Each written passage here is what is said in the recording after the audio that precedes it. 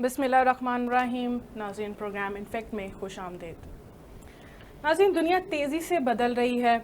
اب اصل علم ہی طاقت قرار دیا جاتا ہے. ظالمانہ طاقت کو نہیں مانا جاتا. اس کا تصور بھی جلد از جلد ختم ہوتا نظر آ رہا ہے. لیکن اصل طاقت تو وہ ہے جو عمل سے ظاہر کی جائے. مخصوص نشستوں کے حوالے سے نون لیگ نے تو درخواست دائر کی تھی، لیکن اب پیپلز پارٹی نے بھی نظر ثانی کی درخواست دائر کر دی ہے، اور دوسری جانب پی ٹی آئی نے بھوک ہڑتال کیمپ کا بھی اعلان کر دیا، بلکہ کیمپ لگا دیا ہے. اب پی ٹی آئی کیا کرنے جا رہی ہے اور ڈیجیٹل دہشت گردی کیا ہوتی ہے، جس کا D G I S P R نے اپنی پریس کانفرنس میں ایک حوالہ دیا ہے. عبدالمجید ساجد صاحب ہمارے ساتھ موجود ہیں. ساجد صاحب، پی ٹی آئی اب اپنا نیا ہتھ کنڈا اپنانے لگی ہے، بیٹھ گئی ہے وہ بھوک ہڑتال پہ. کیا کہتے ہیں آپ کہ ملک اب کہاں جا رہا ہے اور پی ٹی آئی اب کیا کرنے لگی ہے؟ بس ظاہر ہے ان کا ایک جمہوری رائٹ ہے. بھوک ہڑتالی کیمپ لگانا بھی ایک احتجاج کی ایک قسم ہے، اور ہوتی تو یہ ہے کہ یہ ابھی چونکہ علامتی بھوک ہڑتال ہے.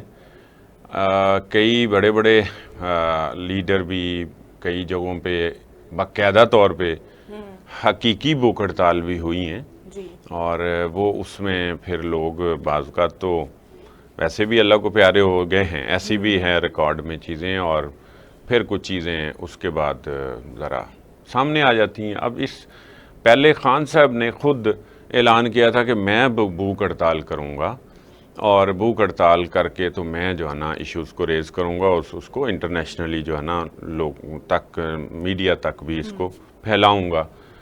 تو وہ بہرحال انہوں نے دھمکی دی. یہ تھا کہ چونکہ خان صاحب تو بھوک ہڑتال نہیں کر سکتے، جیسے لوگ سمجھتے ہیں کہ خان صاحب وہ 2 دن 4 دن اندر گزار نہیں سکتے، تو بعید نہیں ہے کہ وہ خود بھی بھوک ہڑتال پہ آ جائیں اور وہ کر لیں. اور وہ علامتی تو ہوگی نہیں، وہ تو پھر کچھ بھی نہیں کھائیں پیئیں گے. تو چونکہ وہ تھوڑے سے مضبوط ہیں نا اس حوالے سے. صاحب ہمیں مظہر برلا صاحب نے جوائن کیا ہے. مظہر صاحب بہت شکریہ، پروگرام میں ویلکم کرتے ہیں آپ کو. D G I S P R کی پریس کانفرنس کے بعد اب آپ سے یہی جاننا چاہتے ہیں کہ ملک کے حالات کس جانب جاتے نظر آ رہے ہیں؟ بہت شکریہ. دیکھیے، ملک کے حالات ہمارے پچھلے 1.5-2 سال سے تو بہت برے ہو چکے ہیں. معاشی حالات خاص طور پر بہت برے ہیں، سماجی حالات بہت برے ہیں، ہمسایوں سے ہمارے مراسم اچھے نہیں ہیں، سیاسی استحکام نہیں ہے، اور معیشت کا پہیہ چلنے کا کہیں سے پیسے ہمیں مل نہیں رہے. تو اس صورتحال میں کیسے حالات ہو سکتے ہیں؟ مثلا ایک معیشت ہے جو بڑی ضروری ہے. اب آپ دیکھیں کہ ہمیں کسی ملک سے پیسے نہیں ملے، ہمارے اپنے ملک نے کیا کرنا ہے. مثلا زراعت ہے، زراعت سے ہماری معیشت بہتر ہو سکتی تھی، وہ کسانوں کو آپ نے رول کے رکھ دیا. آپ کے یہاں صنعت معیشت میں حصہ ڈال سکتی تھی، صنعت آپ کی بند ہو گئی ہے. صنعت چلے بھی کیسے؟ آپ مہنگی بجلی دیتے ہیں. تیسری چیز ہے ٹریڈ. ٹریڈ آپ کی ہے ہی نہیں. آپ کیا برآمد کرتے ہیں؟ باہر کیا بیچتے ہیں؟ ایکسپورٹ تو چیز کرتے ہوں گے تو وہ پیسے آئیں گے. نمبر 4، بہت سے ممالک کی معیشت چلتی ہے ٹورزم پہ، تو آپ کے ملک میں تو ٹورزم ہے ہی نہیں. وہ بھی کیسے؟ آپ کے ملک میں امن و امان ہی نہیں ہے. اور سب سے بڑھ کر آپ کے ملک میں سیاسی استحکام نہیں ہے. ہمارے دوست ملکوں نے جو ہمارے ہمدرد ہیں، مثلا سعودی عربیہ نے اور چائنا نے، ہمیں واضح طور پر کہا کہ بھئی اپنے ملک میں سیاسی استحکام پیدا کریں. آپ کے ملک میں سیاسی استحکام ہے، جب تک استحکام نہیں آئے گا آپ کا ملک آگے نہیں بڑھے گا. تو ہمیں سوچنا تو چاہیے کہ اب دنیا ہمیں سبق دے رہی ہے اور ہم پتہ نہیں کن باتوں میں الجھے ہوئے ہیں. اچھا مظہر صاحب، یہ استحکام جو آپ کہہ رہے ہیں، اب وہ کیسے ممکن ہے؟ کل آپ نے D G I S P R کی پریس کانفرنس سنی ہوگی، پوری سنی ہوگی، مجھے یقین ہے حرف بحرف آپ نے سنی ہوگی. احمد شریف صاحب سے بھی تو کوئی مراسم ہوں گے نا. تو یہ بتائیں کہ اب انہوں نے تو یہ کہا کیسے استحکام آ سکتا ہے؟ یہاں تو ڈیجیٹل دہشت گردی، ایک تو پہلے دہشت گردی کا ہمیں سامنا ہے، اب یہ ڈیجیٹل دہشت گردی کیا ہے؟ یہ تو پورا ملک دہشت گرد بن جائے گا جو ڈیجیٹل دہشت گردی اگر آپ مانتے ہیں۔ یہ میرا خیال ہے یہ حکومت والے لوگ نئی نئی چیزیں پڑھاتے ہوں گے، اور D G I S P R نے پریس کانفرنس کر دی۔ اب سیل فون تو ہر بندہ استعمال کرتا ہے، اور یہ جو ایپس ہیں سوشل میڈیا کی وہ بھی تمام لوگ استعمال کرتے ہیں، تو ہمیں تو ضرورت ہے اس وقت دوسرے دہشت گردوں سے نپٹنے کی۔ میرا خیال ہے ان سے بھی نہیں نپٹنے دے رہے نا، وہ کے پی دیکھیں نا، وہ تو سراپا احتجاج ہے، وہ کہہ رہے ہیں جی آپ نہ کریں یہاں پر آپریشن۔ آپ گزارش سنیں، ہمارے پاس آپ نے حل پوچھا، حل یہ ہے کہ ایک گرینڈ ڈائیلاگ جو ہے وہ کیا جائے، اور جو سیاسی بنیادوں پر بہت سے لوگوں کو جیلوں میں تاثیر بنایا گیا ہے، تشدد کیا جاتا ہے، لوگوں کے بچے اٹھائے جاتے ہیں، بند کیے جائیں۔ ایک ڈائیلاگ یہ ہونا چاہیے کہ ہمیں آئین پہ عمل درآمد کرنا ہے۔ جب تک ہم سب آئین کی تابع داری نہیں کریں گے اس وقت تک حالات بہتر نہیں ہو سکتے۔ تو وہ ڈائیلاگ کون کرائے؟ ذرا اس کا بھی کوئی اشارہ دے دیں۔ یہ ڈائیلاگ دیکھیے، جو لوگ اس وقت سیٹوں پہ بیٹھے ہوئے ہیں، بڑے عہدوں پہ بیٹھے ہیں، اور بدقسمتی یہ ہے کہ اس وقت چھوٹے لوگ بڑے عہدوں پر بیٹھے ہیں۔ اب فرض انہیں کا بنتا ہے۔ میں سمجھتا ہوں کہ سب سے زیادہ ذمہ داری آصف علی زرداری لیں، وہ صدر مملکت ہیں، وہ بٹھائیں ان سب کو اور ڈائیلاگ کریں، اور اس ڈائیلاگ سے پہلے آصف زرداری صاحب تو بڑے کھلے دل کے بندے ہیں، وہ کہے نا کہ جتنی عورتوں بچوں کو ناجائز سیاسی طور پہ بند کیا گیا ہے ان کو چھوڑا جائے۔ تو دیکھیے، کوئی آگے چلنے کے لیے کہیں نہ کہیں ہمیں کوئی معافی کا راستہ اختیار کرنا پڑے گا، کچھ بھول جانے کا راستہ اختیار کرنا پڑے گا، اپنی اناؤں اور ضدوں کو چھوڑنا پڑے گا۔ لیکن مظہر صاحب ایک سلسلہ یہ بھی شروع ہو گیا کہ ایک دوسرے کو دشمن ملک کہا جا رہا ہے، یعنی کہ ملک کے دشمن ہیں یہ ڈکلیئر کیا جا رہا ہے، تو یہ سلسلہ کیسے ختم ہوگا؟ اس سے کیسے نکلا جائے گا؟ دیکھیے، کسی کے کہنے سے تو میں سمجھتا ہوں کوئی ملک دشمن نہیں ہو سکتا، ہم سب پاکستانی محب وطن ہیں، مگر مجھے دکھ کے ساتھ کہنا پڑتا ہے کہ اس ملک کی بدقسمتی ہے کہ یہاں محترمہ فاطمہ جناح کو بھی غدار کہا گیا۔ اس ملک کی بدقسمتی ہے کہ یہاں ایک وزیر اعظم سے حسین شہید سہروردی، ان کو بھی غدار کہا گیا۔ یہاں شیخ مجیب الرحمان جو تحریک پاکستان کی مہم سائیکل پہ چلاتا تھا اس کو بھی غدار کہا گیا۔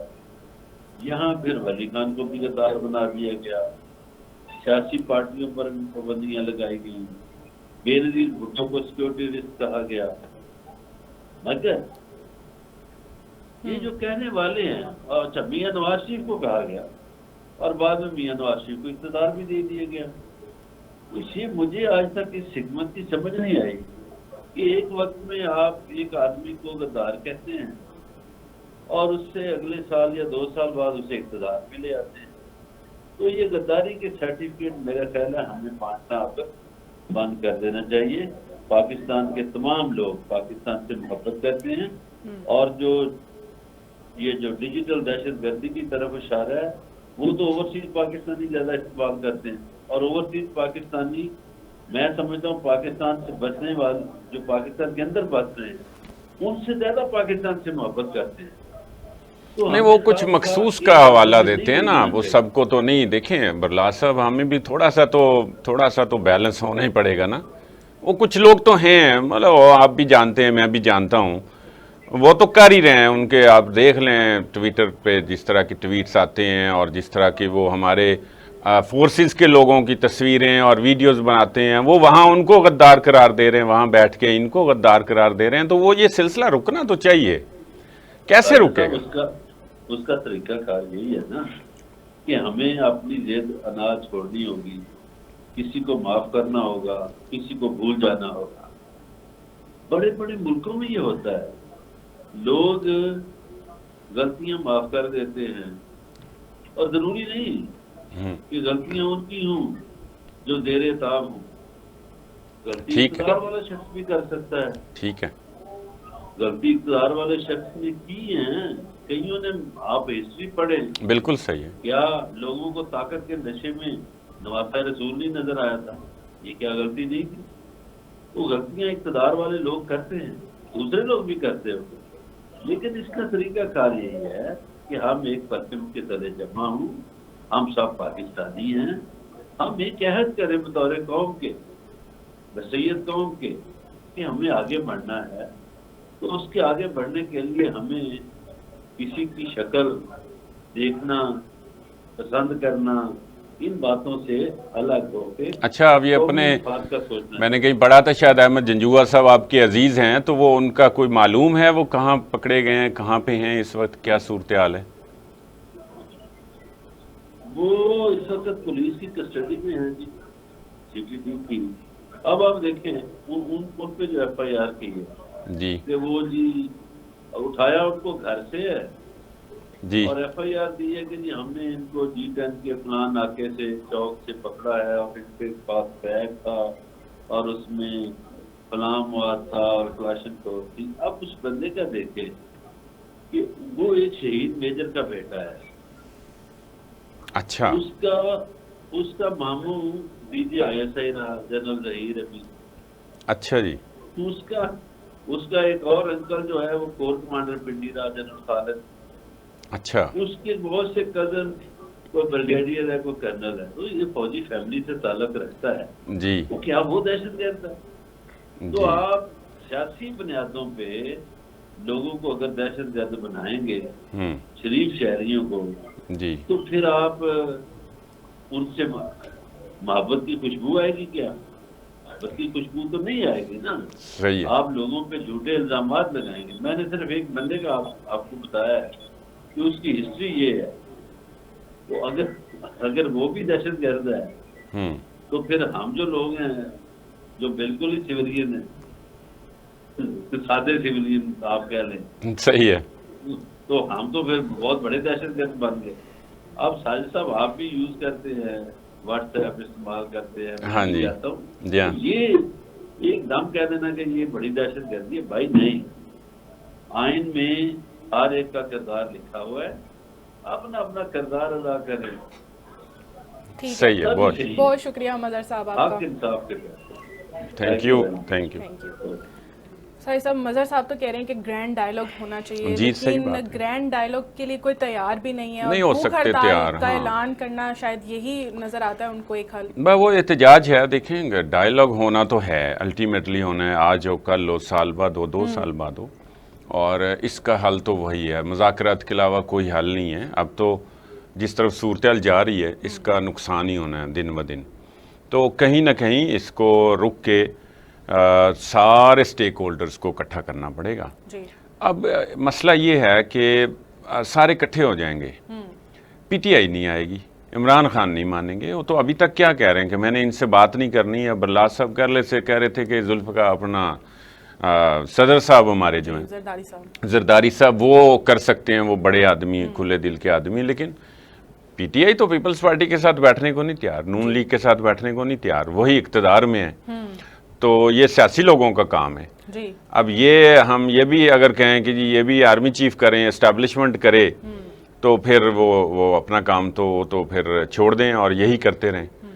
وہ جو اب آتے ہیں، اب جیسے کل بھی پریس کانفرنس انہوں نے کی ہے D G I S P R نے، تو وہ تو انہوں نے کہا کہ ہم اپنی پوزیشن کلیئر کرنا چاہ رہے ہیں، ہم بتانا چاہ رہے ہیں کہ صورتحال کیا ہے، تو وہ انہوں نے کی، ظاہر ہے بیچ میں پھر ان کا ایک سیاسی جماعت کی طرف اشارہ بھی تھا کہ وہ کیا کر رہے ہیں، جہاں سے دوبارہ ڈیجیٹل دہشت گردی کا ایک لفظ جو ہے وہ متعارف ہوا، دوبارہ ہوا، یا دوبارہ کہہ لیں پھر سے شروع ہو گیا، تو یہ صورتحال تو بہرحال خطرناک ہے اور ڈائلاگ کی طرف جانا ہی پڑے گا۔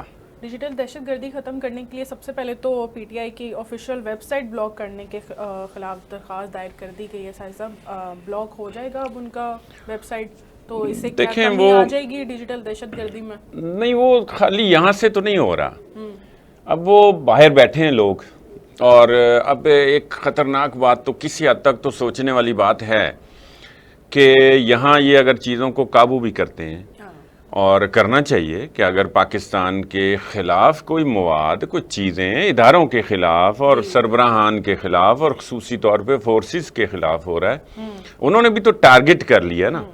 ان کے آپ آفیشیل ٹویٹر ہینڈل دیکھ لیں، ایکس ہینڈل، ان کا انسٹاگرام دیکھ لیں، face book P T I کا، وہ کیا کیا دے رہے ہیں.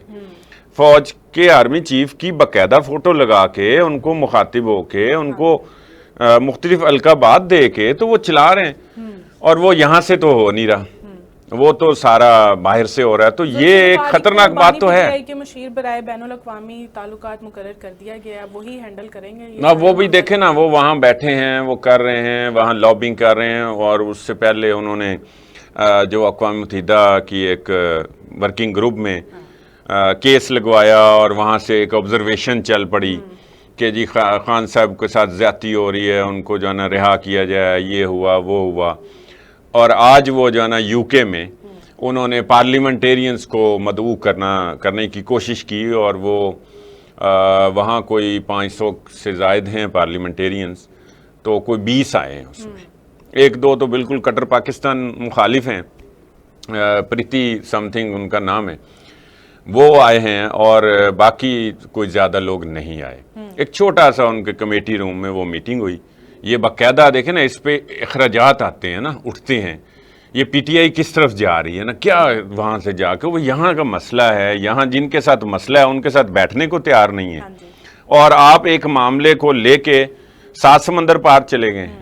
پہلے امریکی کانگریس میں لے گئے ہیں، اور اس کے بعد اب آپ یو کے کی پارلیمنٹیرینز کے ساتھ جو ہے نا وہ میٹنگز کا انعقاد کر رہے ہیں، اور وہ بھی وہاں سے ریسپانس بھی نہیں ملا، چونکہ وہاں وہ پارٹی بھی چینج ہوگی نا، یہ اس سے پہلے کا پلان تھا.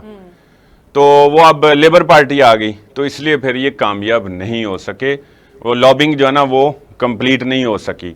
تو یہ بھی سوچنے والی بات ہے نا کہ مسئلہ جن کے ساتھ ہے، ڈائیلاگ پھر کہاں سے ہوگا. آپ جن کے ساتھ مسئلہ ہے ان کے ساتھ ڈائیلاگ کرتے نہیں ہیں.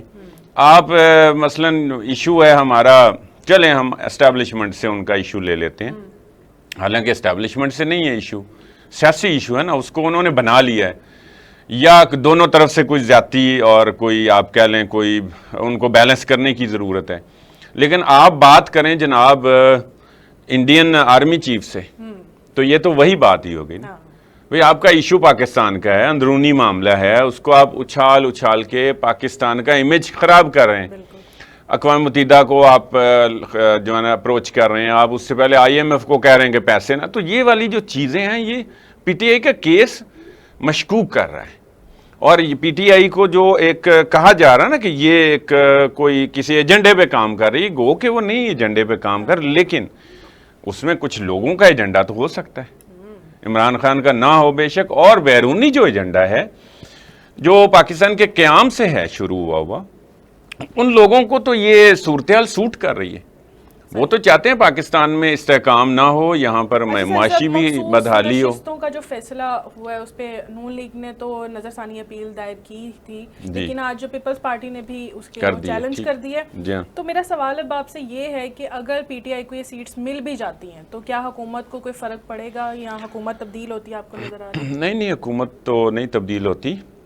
اس سے فرق یہ پڑ رہا تھا کہ پھر اتحادیوں کے پاس قانون سازی کے لیے جو اکثریت چاہیے وہ نہیں رہ جاتی. اچھا، پھر وہ حکومت تو چلتی رہے گی لیکن وہ کوئی قانون نہیں بنا سکتے.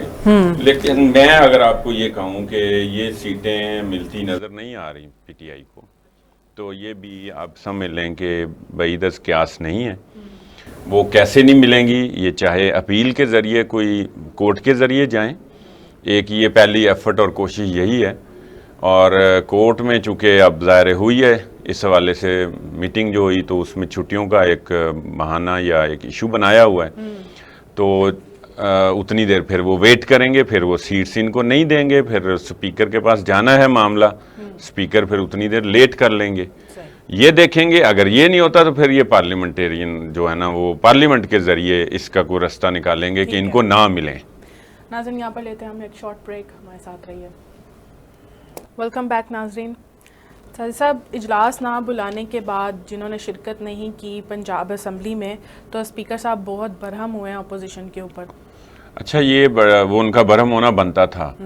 یہ جو اجلاس تھا یہ پی ٹی آئی کے ارکان کی ریکوزیشن پر بلایا گیا تھا. یہ روٹین کا اجلاس نہیں تھا, یہ پی ٹی آئی کے ارکان کی ریکوزیشن کے بعد اسپیکر نے یہ اجلاس رکھا تھا. اب یہ برہم اس لیے ہو رہے ہیں کہ وہ آئے ہیں, آ کے انہوں نے حاضری لگائی ہے تاکہ وہ ٹی اے ڈی اے ان کا مل جائے صحیح, اور اس کے بعد وہ چلے گئے. بھائی یہ اجلاس روٹین کا بھی نہیں ہے, آپ نے بلایا ہے, آپ نے جو بھی ریکوزیشن جمع کرائی ہے آپ کے لیے انہوں نے اجلاس بلایا جس پر اسپیکر صاحب کہہ رہے ہیں کہ 3.5 کروڑ ایک اجلاس پہ خرچ ہوتا ہے. اچھا, اور اس کے بعد پھر آپ نے تماشا بنایا کہ قوم کا پیسہ جو ہے وہ ضائع کر کے آپ باہر بیٹھ گئے. حاضری پھر آپ نے کیوں لگائی؟ اتنا پیسہ خرچ ہوتا ہے صاحب جی اور ہوتا ہے. صرف گالم گلوچ کی جاتی ہے وہاں پر. ہاں یہ اچھا سوال ہے کہ اگر اتنے اخراجات اٹھتے ہیں تو قومی اسمبلی کے اجلاس میں کتنے ہوتے ہوں گے؟ جی ٹھیک ہے, اور باقی اسمبلیوں میں بھی. تو یہ اسمبلیاں قانون ساز اسمبلیاں نا جی, یہ قانون بناتی ہیں, اور یہ حال ہے کہ وہاں پر تو قانون کے حوالے سے بات ہی نہیں ہوتی, وہاں تو پوائنٹ سکورنگ ہوتی ہے اور ایک دوسرے پہ تان و تشنی اور اس کے جو نا تیر برسائے جاتے ہیں جناب مختلف, اور گالم گلوچ کی جاتی ہے.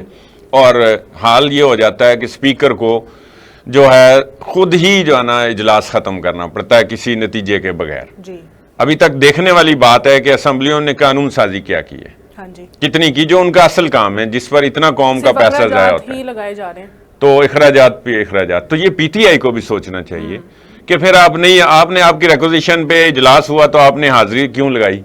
حاضری تو آپ نے لگانی تھی کہ اجلاس ہی آپ نے طلب کیا ہے, اور اس کے بعد پھر آپ کاروائی کریں نا جی, جس خاطر آپ نے اجلاس بلوایا ہے. جی, اور اگر آپ اس کے بغیر چلے جاتے ہیں اور اسپیکر صاحب وہاں بیٹھے ہیں آدھا گھنٹہ بیٹھے ہیں جناب, بیٹھے بیٹھے ان کا انتظار کرتے ہیں اور اس کے بعد ان کو برخاست کرنا پڑا ہے, اور پھر وہ باہر آ کے انہوں نے صحیح بات کی ہے, وہ سچے ہیں اس حوالے سے, تو یہ تو بربادی ہے قوم کے پیسے کے ساتھ, کہہ لیں زیادتی ہے. یہ بھی کہہ رہے ہیں کافی غصے میں ہے اور کہہ رہے ہیں کہ اگر میں ان کی ریکارڈنگ چلا دوں تو کسی کو منہ دکھانے کے قابل نہیں رہیں گے.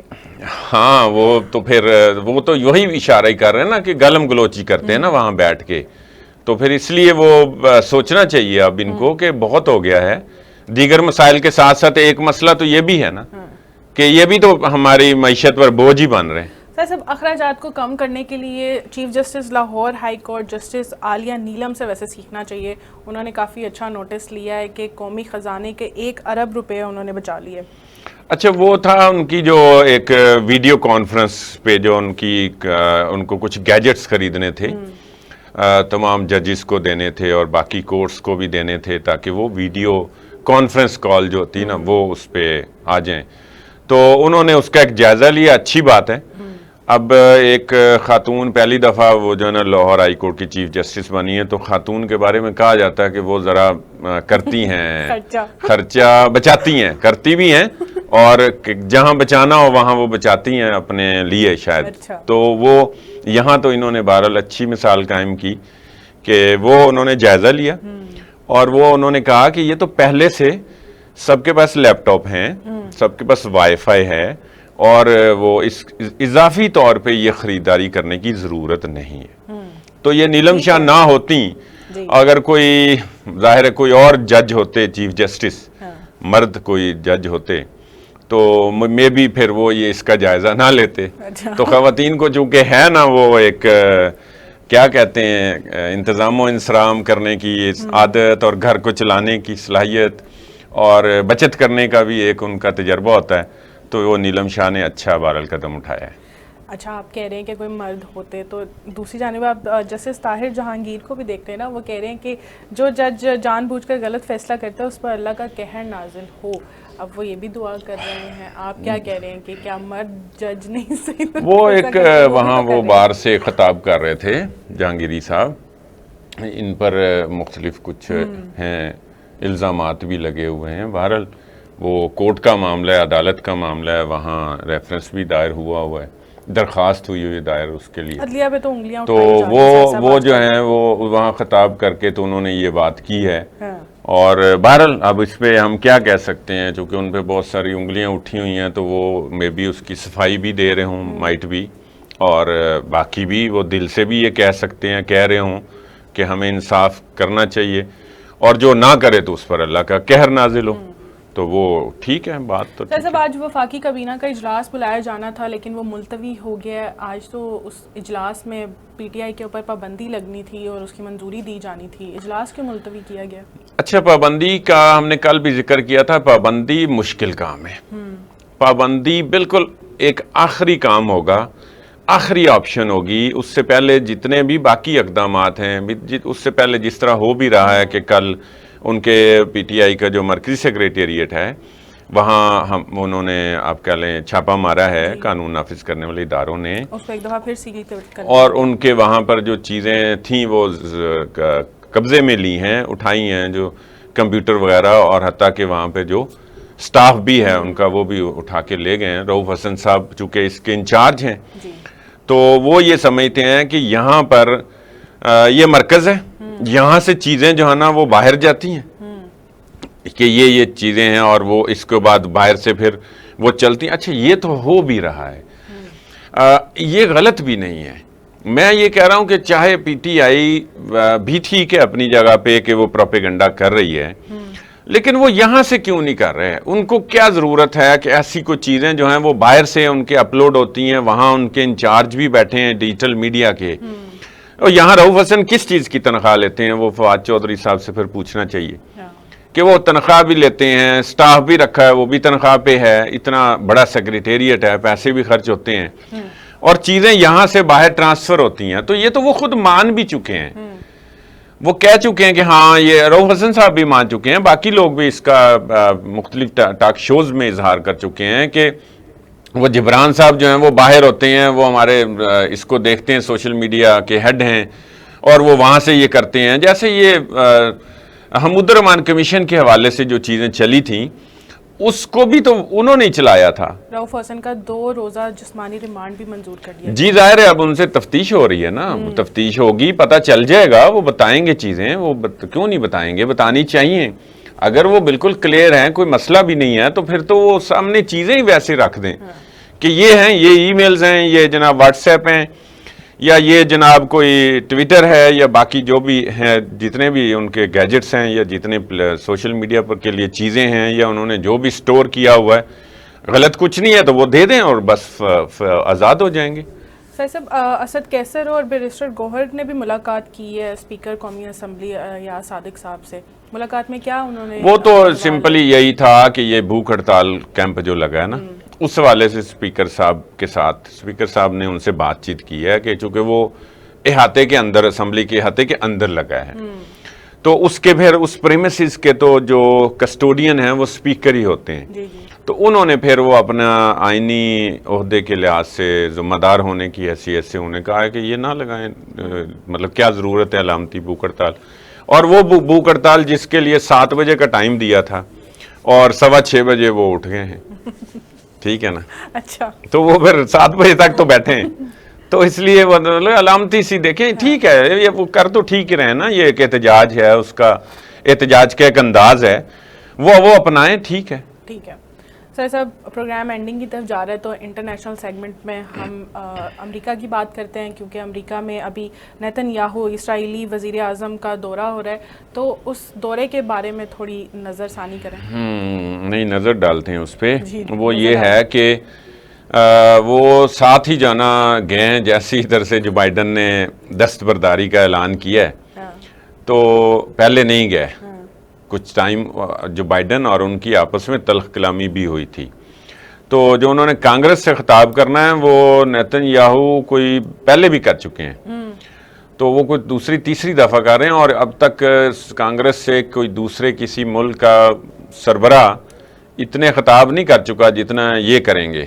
یہ بھی اپنی جگہ پہ کوئی ریکارڈ ہے, لیکن اس موقع پہ یہ ہے کہ وہاں جو ان کی رہائش گاہ تھی اس کے سامنے لوگ جو ہے نا وہ احتجاج کے لیے آ گئے. ابھی کل بھی جو ہے نا وہ وہاں پر ایک احتجاجی کال دی ہوئی ہے, اور وہ یہ کہتے ہیں کہ یہ کلیئرلی وہ کہتے ہیں کہ یہ تو بڑا دہشت گرد ہے. اور دیکھیں, انٹرنیشنل کورٹ آف جسٹس نے ان کو دہشت گرد بھی قرار دیا ہے, وہی کرمنل جو جنگی جرائم کا وہ مرتکب ان کو قرار دیا ہے, اور ان کی تو گرفتاری کے آرڈر ہیں. تو اب مجھے یہ بتائیں کہ یہ عدالتی انصاف کہاں رہ گیا. پھر ہم یہاں روتے ہیں. ہمیں بھی تو نہیں نا, ہم سوچتے نہیں نا کہ ہمارے ایک انٹرنیشنل عدالتی نظام بھی بنا ہوا ہے, اور وہ ایک اپنا فیصلہ دیتے ہیں. اس کو ماننے کے بجائے ایک سپر پاور میں جا کے وہی دہشت گرد یا وہی جنگی جرائم میں مجرم جو ڈکلیئر ہوا ہے, وہ وہاں ان کی کانگریس سے خطاب کرے گا. تو یہ آپ کیا میسیج دے رہے ہیں فلسطینیوں کا, کہ مسلمانوں کے لیے اور دنیا کے لیے کیا میسیج دے رہے ہیں؟ پھر یا تو آپ ان کو گرفتار کر کے دے دینا جو بین الاقوامی عدالت انصاف کو, وہ وہاں خطاب کریں گے, وہ وہاں وزیر اپنا جو بائیڈن جو صدر ہیں ان سے بھی ملیں گے, اور انہوں نے ذاتی حیثیت میں ٹرمپ سے بھی ملنا ہے. لیں جی, یہ ہو گیا انصاف. کرنا کیا چاہتے ہیں؟ نہیں, پھر یہی ہے نا, پھر وہ تو پھر اس کا مطلب یہ کہ ملی بھگت ہے. بالکل کلیئر ہے کہ وہ جو ہے نا مل کے اسرائیل اور امریکہ وہ مل کے ظلم ڈھا رہے تھے, اور وہ انصاف نہیں دینا چاہتے. صحیح ہے. اچھا ساحر صاحب, ٹرمپ نے ویسے جو بائیڈن کے خلاف مہم میں خرچ کیے گئے فنڈز کی واپسی کا بھی مطالبہ کر دیا ہے. وہ کہتے ہیں جی کہ اب یہ تو صدر رہے نہیں ہیں, اور ہم نے جو فنڈز لگائے ہیں وہ ہمارے واپس کیے جائیں. نہیں, وہ صدر وہ تو ایسے ہی مذاق کیا انہوں نے, ایسا ہوتا بھی نہیں ہے. وہ ویسے تو صدر ہے نا امریکہ کے, اور وہ کمپین اپنی جو کر رہے تھے وہ اس میں وہ بھی ہوتا ہے, اور وڈرا بھی کرتے رہتے ہیں لوگ, دستبردار بھی ہوتے ہیں, نئے آگے ہیں, نئی ابھی ان کی بھی نامزدگی ہونی ہے, تو وہ اپنی کمپین کریں گے.